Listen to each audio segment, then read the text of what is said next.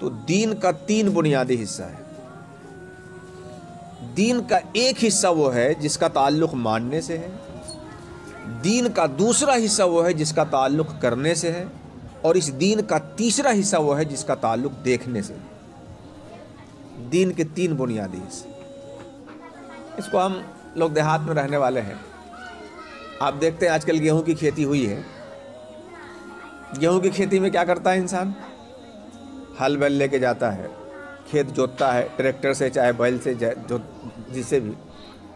गेहूं की बीज ज़मीन पर डालने के बाद हेंगा चला के बराबर कर देता है, घर आ जाता है। 15 दिन के बाद देखा तो वहाँ से गेहूं का पौधा निकल गया। पानी देता है, खाद देता है, 2.5-3 महीने के बाद फसल तैयार। एक गेहूं का दाना किसान ज़मीन के अंदर दबा के आया होता है और 2.5-3 महीने के बाद कई दानों पर मुश्तमिल बाली लटकती है। यही ना फसल का खुलासा है कि जो फसल है इसका एक हिस्सा वो हुआ जो बीज है। उस बीज का काम क्या है कि उसको ज़मीन के अंदर रखना है।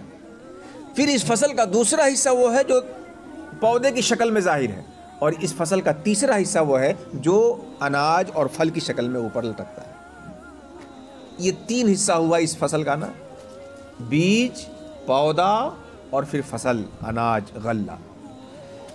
दीन का भी जो हिस्सा है, एक हिस्सा वो है जो दीन में बीज की तरह है।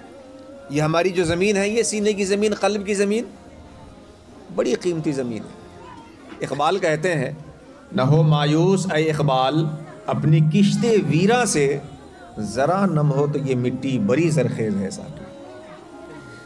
इस दिल की मिट्टी को चाक करते हैं और इसके अंदर ईमान की बीज को डालते हैं। दीन का पहला हिस्सा ईमान है, और उस ईमान की बीज को दिल की मिट्टी में चाक करके रखना है। और फिर जब बीज दिल की मिट्टी में ईमान के आप दाखिल कर लेंगे तो अल्लाह तबारक व तआला आपको तौफीक देगा और आप जिस्म के ज़रिए से, जवारे के ज़रिए से उसके मुताबिक अमल करने वाले हो जाएंगे।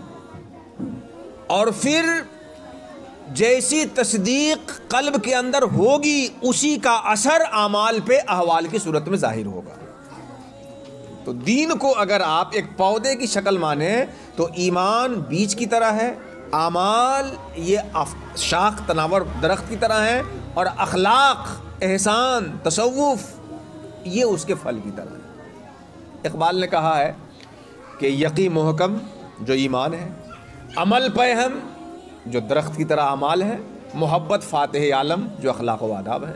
यकी मुहकम अमल पे हम, मोहब्बत फ़ातिह आलम जिहाद ज़िंदगानी में है ये मर्दों की शमशीर है।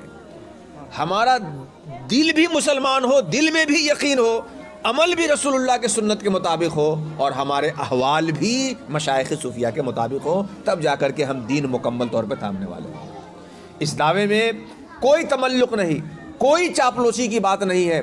ये हकीकत है कि जिन नुफूस कुदसिया के साथ हम जुड़ के यहाँ बैठे हैं, ख्वाजा मोइनुद्दीन चिश्ती, हसन संजरी और आलिम रब्बानी हज़रत शुएब सादिकुल क़ादरी साहब, इस नाचीज़ की भी हज़रत से एक मुलाकात है, बड़े बेनफ्स।